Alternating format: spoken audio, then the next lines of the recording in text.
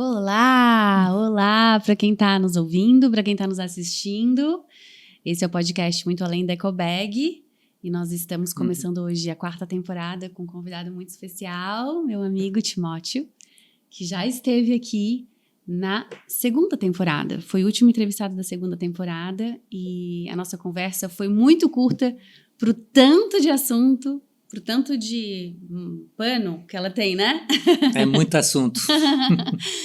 Para quem não conhece o Timóteo, Timóteo é um grande amigo, em primeiro lugar, irmão na fé, teólogo, biblista, americano brasileiro, um escritor de livros incrível, e depois ele vai falar um pouquinho mais sobre esse último livro dele. Esse é o último, né? Penúltimo. Já tem um outro? Tem mais, na verdade, 3 depois deste. Uau! Então, esse aqui é o antepenúltimo. Penúltimo. E é muito bom te ter aqui, Tim. Bem-vindo. Obrigado. Obrigado. Alegria estar com vocês todos e um privilégio de participar desse podcast de Casa Sem Lixo. Vai ser toda uma temporada com o Timóteo, então prepare-se que esse é apenas o primeiro episódio de 7, onde a gente vai trazer aqui, vamos tentar trazer as bases bíblicas, né, do porquê que a gente luta e cuida da natureza e da criação, porquê que eu me considero uma ativista, o Timóteo se considera um ativista ambiental? Acho que sim. Ah, que bom! Inclusive, esse é um dos nossos objetivos. Um dos propósitos da Casa Sem Lixo é chamar mais pessoas para dar as mãos pra gente e se tornarem ativistas ambientais. Mas então a gente vai começar pelo começo? Isso mesmo. Não é? Isso mesmo. E 7 episódios não esgota o assunto. Muito pelo contrário. A Bíblia fala muito, muito, muito sobre esse assunto. Muito mais do que a gente imagina. A gente enxerga o que a gente quer enxergar, né?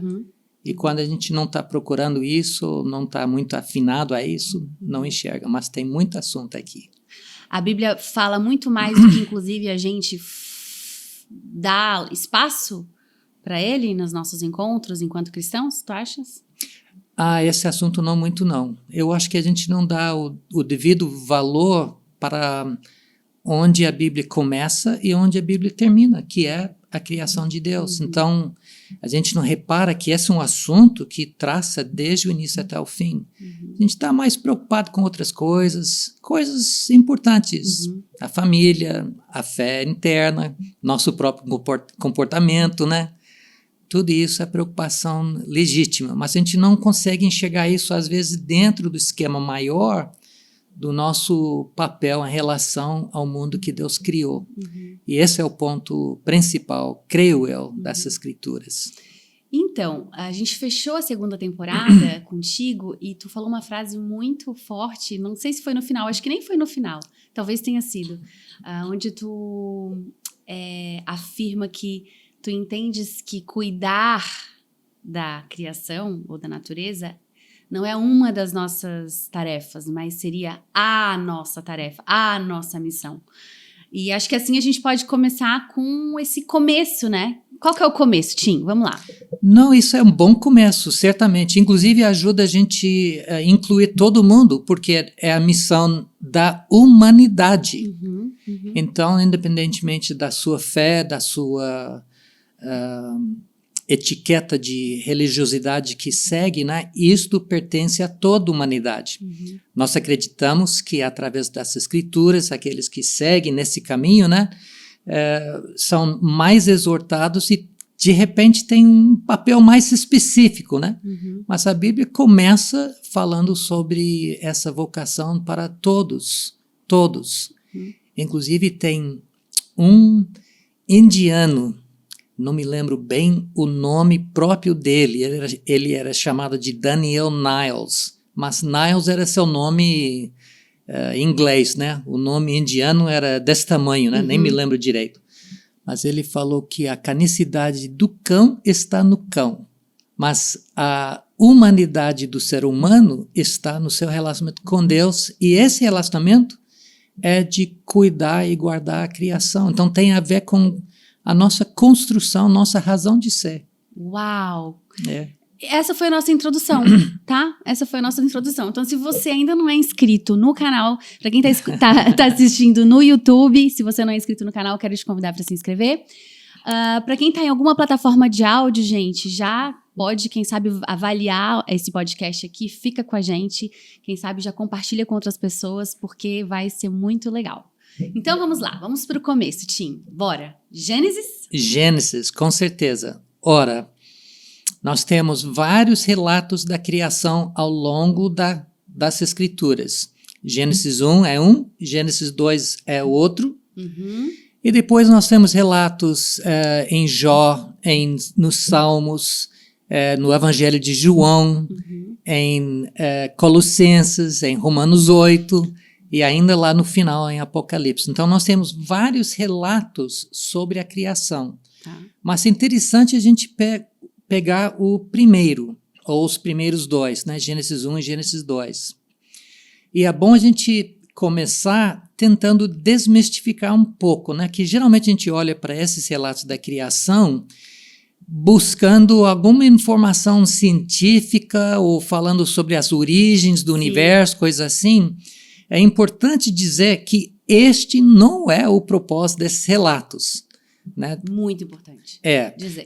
Claro que as escrituras são escritas para todos nós, mas não foram escritas a nós. É uma distinção importante.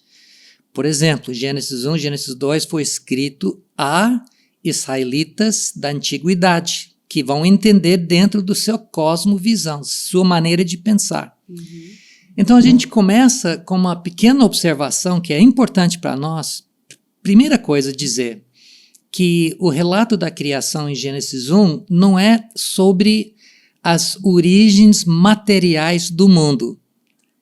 Ok. Quer ver?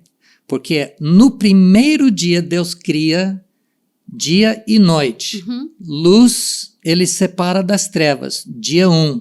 Dia 1 ocorre no versículo 3. Gênesis 1, 3. O que acontece em Gênesis 1, 2? Antes da criação. Antes da criação.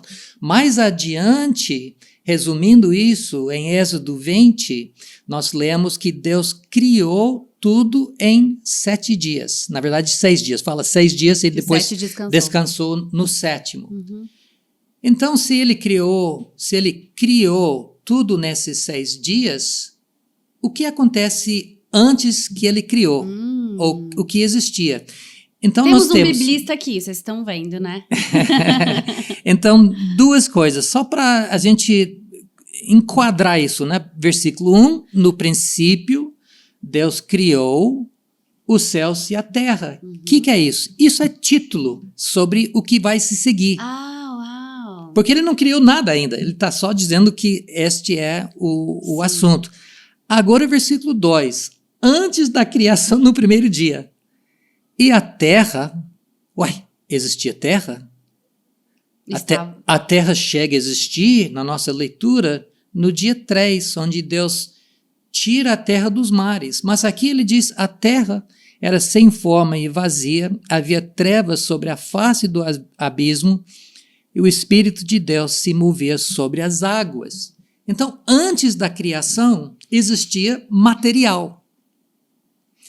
Terra e mares.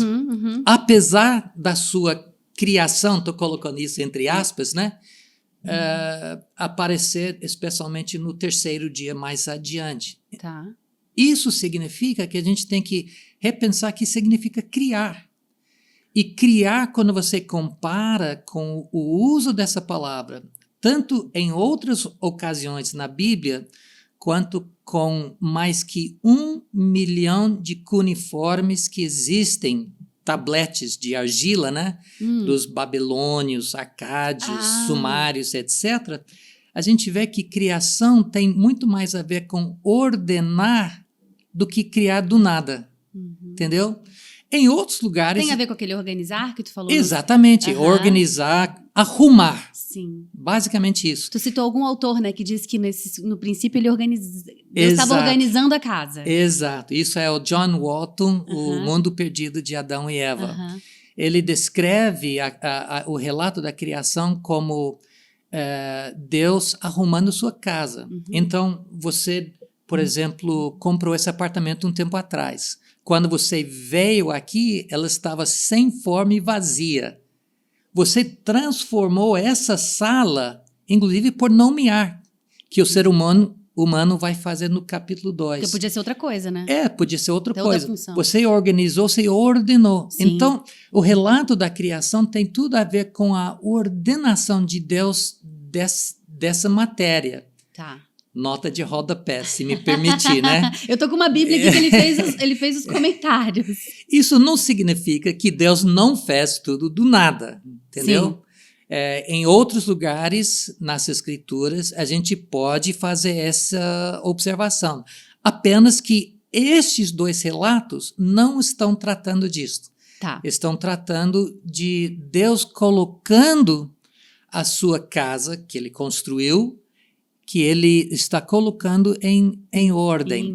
E você ordena separando as coisas. A galera aqui que fez essa arrumação para gravar isso, né? Sim. Eu cheguei aqui, estava todo mundo separando, organizando uma câmera para cá, uma outra câmera para lá, essa luz ali, outra luz ali.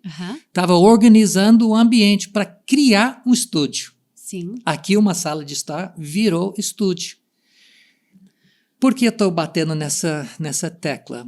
Porque chegando no versículo 26 a 27, quando Deus cria o ser humano, isso faz muito mais sentido e já prepara o caminho para tudo que nós vamos falar a respeito do cuidado da criação.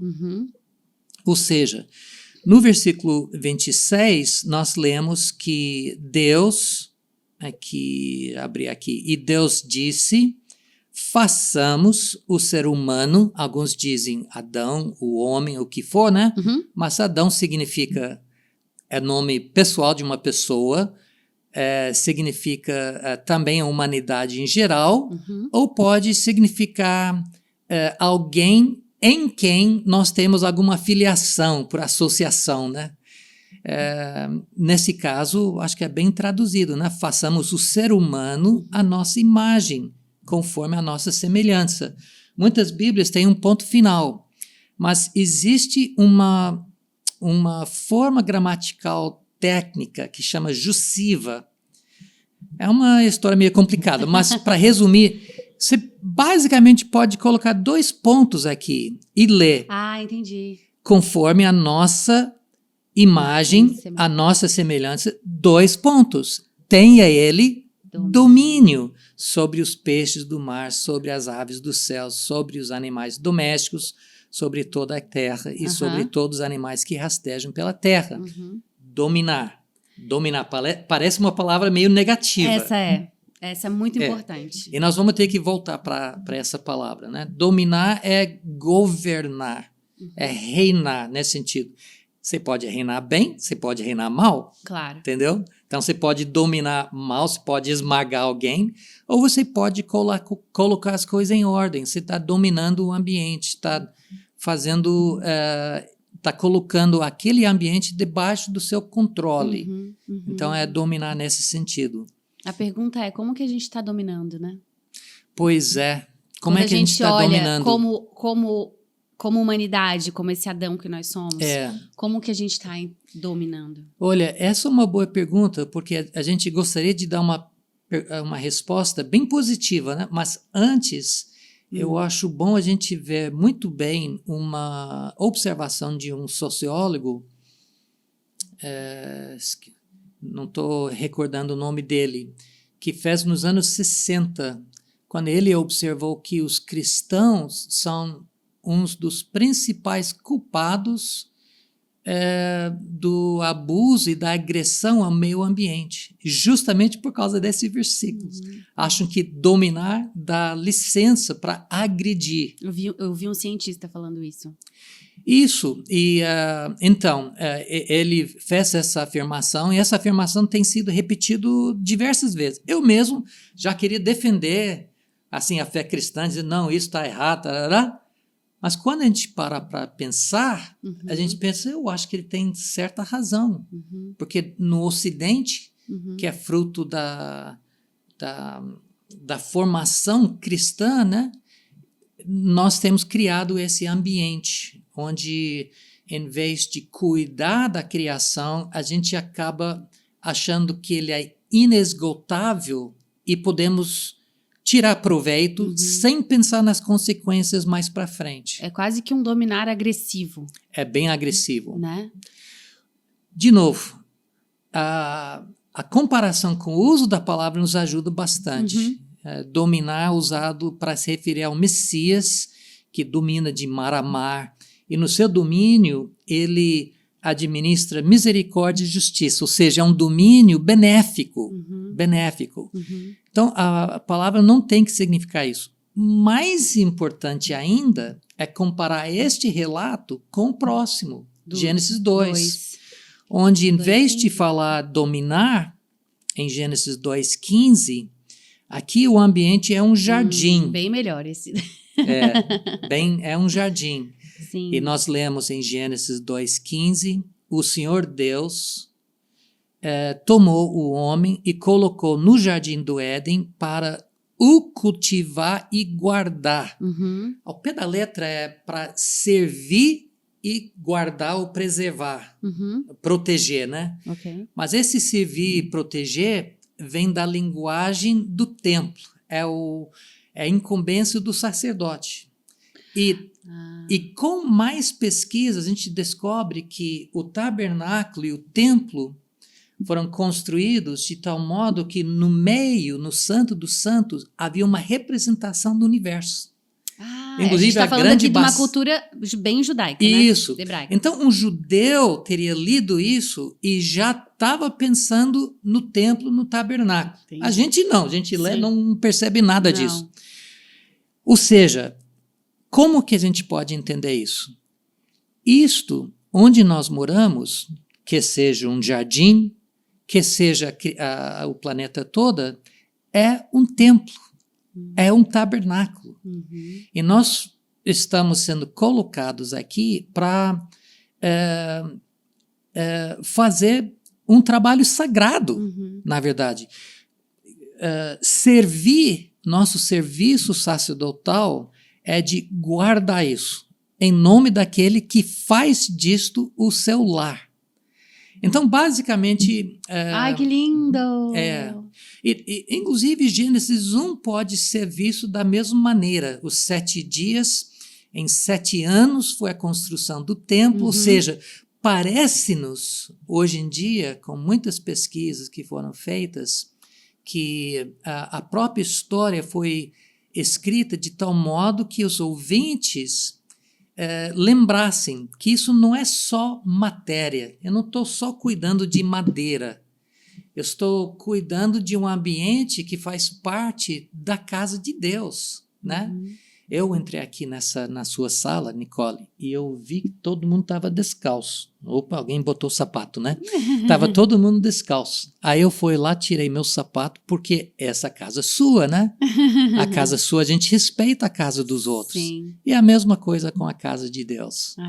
Uau, Tim, que lindo. Então, eu nomeei essa 4ª temporada como Céu na Terra, né? E acho que estamos a caminho de entender. Isso nós vamos chegar mesmo quando a gente chega lá em Apocalipse. Então, último. Então é um bom convite para as pessoas permanecerem, né? Sim. Este é o nosso céu. Este é o nosso céu. Mas vamos trabalhar isso um pouco mais adiante. Que lindo. Tem muito então para vir? Tem muito para vir. Esse foi apenas o início. A partir do livro dos inícios, né, que é o Gênesis, e a gente quer agradecer você que ficou com a gente aqui nesse primeiro episódio, que é só para dar um gostinho do que vem por aí. Iniciamos falando sobre essa missão da criação e a nossa missão, quando a gente se enxerga como criação, então... Boa, Nicole, é isso mesmo, é missão, é uma missão, né? Da criação, sendo que nós somos criação. Então, se você gostou, não esquece de... dá um like caso você esteja no YouTube. Compartilhe esse vídeo com outras pessoas. Timóteo, muito obrigada. Nada, agradeço. E até semana que vem, entre aspas. Tá certo. Tchau, tchau, gente. Beijo sem lixo.